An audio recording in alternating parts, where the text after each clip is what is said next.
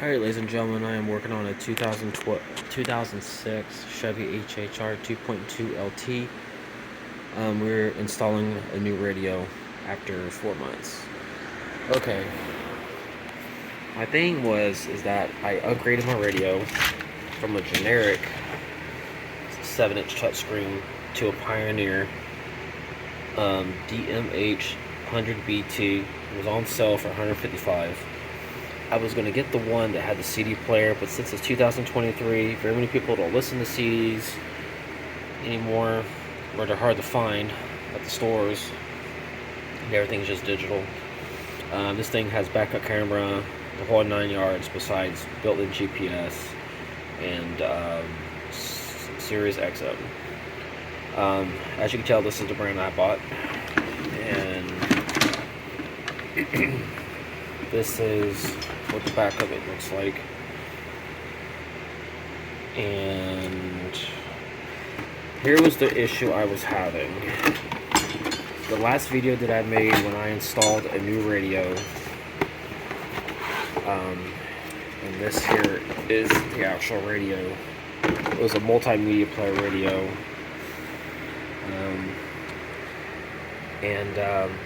I've installed radios for a long time, and I've never had issues with a brand new radio. At first, when I installed this one into that vehicle, and it has the premium Pioneer system without OnStar, I got the right harness, I put this radio in, but then the driver rear door speaker was the only one that was hissing. So I redid the ground, I switched the ground. I've even tried messing with the wire from the speaker that was giving me the little small hissing sound. It only did it when the radio was running, or when the car was running, or the car was off, but it wouldn't do it if you turned the radio off. At first I thought maybe the speaker was having a problem, or the harness, but something told me it might have been this radio. This was an open box online. So either somebody returned it for the same exact reason that I was having, I'm not for sure. So I got tired of the hissing, so I bought the Pioneer, because these are really good. I heard they got good bass. I've never had problems with Pioneer. Connected the new one in with the same harness, and the hissing went away. None of the speakers are hissing. So I think it has something to do with this radio here. Maybe the amp is bad, or maybe there's a shortage in this amp. And as you can tell, these were the futures. This one had 2 separate ports. The other one just has one. One of them was for the speakers, and the other one, which is for the power and the dimming. And I think that, and yeah, for the power, the dimming, the remote. And the orange wire wasn't even used in this car, which was weird. And you had the backup camera, whole 9 yard. Yeah. What I don't like about this radio is it's not labeled as far as what's video in and what's video out. So I just said screw it, replace it. It still works fine. It's just only the left rear speaker only gives me a problem, so it has something to do with this. I thought maybe the video cable was the problem. It wasn't. I tried everything, it didn't work, and it was the radio. So apparently my wife wants to use this radio because it works, and it may not even piss at hers. It may not. It could be the speaker, and maybe the Pioneer puts off enough voltage, maybe that it can be weird. But she wants to use that one. So sorry, I'm not feeling good today. So we went to go look in here and see what's been done. This is the Pioneer stereo that's in here now. And as you know, you gotta take all this off, unplug these wires here and all this. This one gives me a problem disconnecting. I don't like this wire, so I decided not to mess with it. I'm afraid it'll break. I did install a new cigarette lighter. It has a blue LED light. The only thing I don't know about it is I'm hoping it turns off overnight. And it's run the same way. As you can tell, it's run directly to the original cigarette lighter wiring. And it's pretty simple with this car. As you can tell, the red one with the white line on it, that's your power. The other one's black for ground. They're connected the same way. First, it wouldn't work. The 15 amp fuse blew. So if you are concerned about where the fuse is in this car, I will actually show you where the fuse is.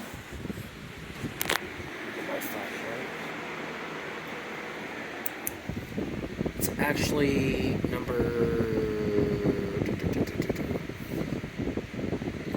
it's actually 29 LTR. LTR is for the cigarette lighter, just so you know. The actual controls for the signal to your computer too.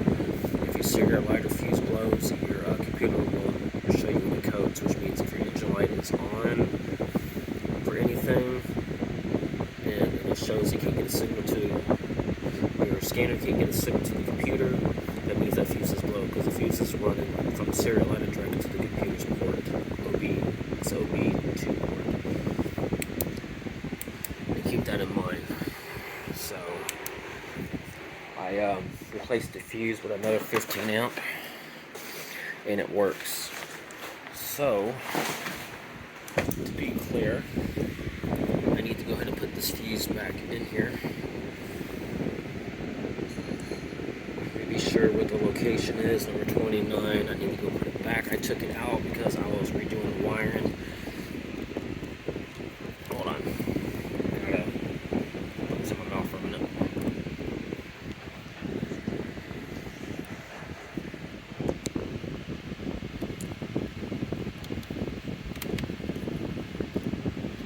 There's number 29. Be sure you put 15 amp in there right. Make sure your stuff is connected right before you put that in.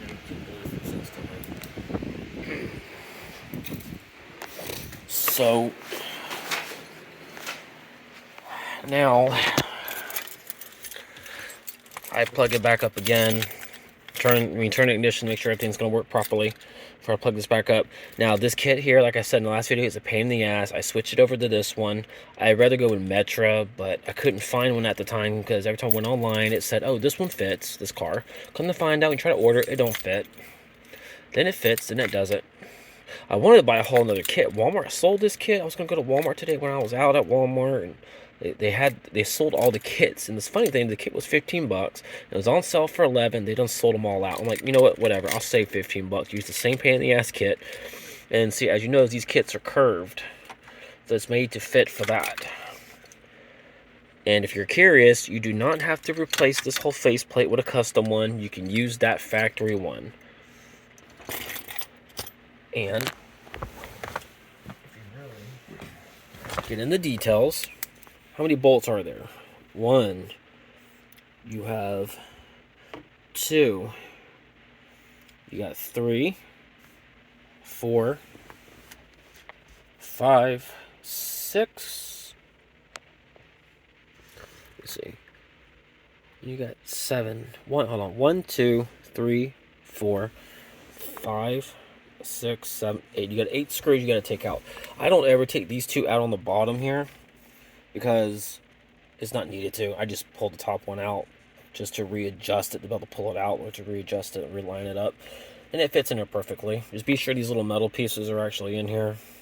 They came out earlier, and luckily they're able to be popped back in with your thumb, but no problem. So, okay, this thing works right now. It should. It did earlier. I just gotta verify again. And yep, it's on.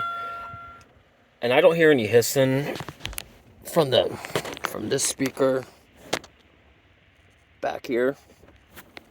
And that's good because the last radio was doing it only on that speaker, but none of the other ones. I mean, I called like an audio place and they said, well, ain't it worth buying a CD player with a CD player? I mean, one of those the Bluetooth ones with this CD player, because they said it's 2023, it ain't worth it. I personally buy CDs from time to time, but I just said screw it. I'm not going to go around trying to search for a damn one that I want. And you can spend half the price of buying one you pay almost $300 for one with a CD player, and you can get you a nice CarPlay one for for about the same price. And I use Amazon Music, so it is what it is. I would always just recommend make sure all these vents and everything are cleaned out, get all this dust and debris out of here too. And if you are concerned about noticing something, make sure before you could put this back in there, you got to take the light switch cover off, the center cubby out. You got to put the car into neutral, hold the brake down if you don't have anything to support the back wheels. And you got to be able to pop this out a little bit for this to move, for this bottom piece to slide back in perfectly, because you don't want to be jamming it in there like you used to do back in the day. You know how you used to jam your center console panels in and used to break the clips. You're like, oh shoot, man, I can't do nothing about it right now. Now I gotta go buy a whole new panel for about under 20 bucks at a pull-it junkyard, or I could spend almost $50 at a salvage yard. That's not a pull-it.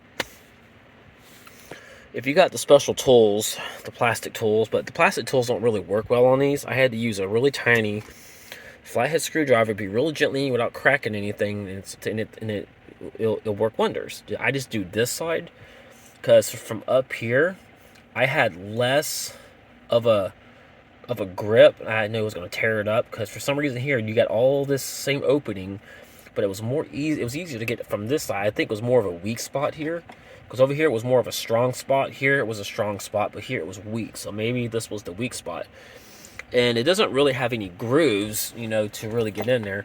But when I took it off for the first time, because it's never been off, I had to take the plastic thing, I had to take this thing, shove it in there a little bit, wiggle, like bend it like this a little bit, take the plastic one up here, and pull up, and it pops out. Then you can use a screwdriver to do the rest of the work. It don't take much to pop these out.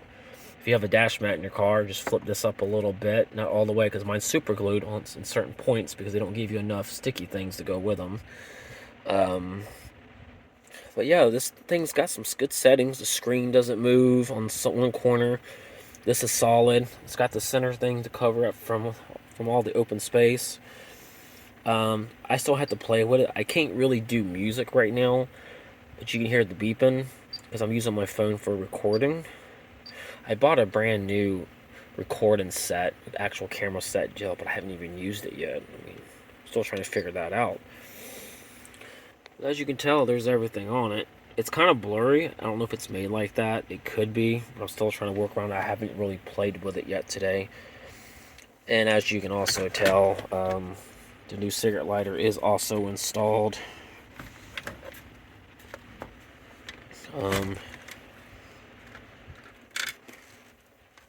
It was just blue. I wonder if this wire is not holding. I mean, it's possible, because it was just working. I think because for some reason this wire gave me a problem earlier in this thing, but I had to unplug it and it was working the first time. I had to unplug it because I forgot to put this in there first, and they give you this little twist on to lock in. You just gotta push it in there because it goes in from the outside, not through the inside. And once you put everything back together, then you should be good to go. Now, I'm just going to say this again to anybody who asked. Do you need any special tools or any special components to install? Yes. All you need is a plastic tool set, interior set, a flathead screwdriver, a tiny one about this size. You need a 7mm socket with a socket extension onto a screwdriver. The best thing to use for this vehicle. If you're in a hurry, get magnetized so you don't lose them when they fall in there, then you're really screwed. Because you know with GM's good about eating 7mm and 10mm bolts and sockets. So, been there, done that. And you need wire cutters. But you do not need electrical tape, because I don't believe in using electrical tape anymore. I use butt connectors. You need butt connectors, which I have a kit on my bench. And if you want to do the backup camera deal, which I am doing, you need the wire. I installed all my wire, if you want to know, down in a hole back there. There's a big opening for where the fuse box is for the inside. I go all the way up through there, all the way down around the seals, hidden underneath the hell, underneath the seals, all the way towards the back, to the back panel. It goes through the door. There's a hole. I drilled a hole professionally behind my door, where the license plate goes in the middle, and I patched it up with Gorilla Glue with that black Gorilla tape and sealed it. But I need to do the inside. It keeps from rain getting in there. But I hope this video does help. If you have any questions, you feel free to comment. Now I would say this will just be a new video. I'm not going to put this as a part 3 because this is a new radio. But try to stay away from buying like the multi-car radio receivers, because some of them have bad amps, and if you do end up getting one, you have a really cheap budget, then I would say buy one, but you're taking a chance of the amp not being good or there be a shortage in the amp. Hope this video helps on how to install a Pioneer radio in a 2006 Chevy HHR 2.2 LT. And don't forget to be sure you buy the right connector for your car. As far as the chime, if you have a premium Pioneer system with the chime, with OnStar, you got to get the one with the OnStar. If you have the one with the Pioneer system without OnStar, get the one that doesn't have OnStar. If you do not have a Pioneer system with or without OnStar, then it's easier for you just to buy a cheaper, better brand harness. The harnesses for the Pioneers are a lot more expensive. All right. Don't forget to visit us at www.worldwidemediagroup.org. The link is also posted on our YouTube channel, and it's also posted on all our videos, and it's on our Facebook page as well at Worldwide Media Group. Join us today, sign up, and be part of the team. And if you want to subscribe to our channel today, feel free for that. And we hope you'll have a great President's Day.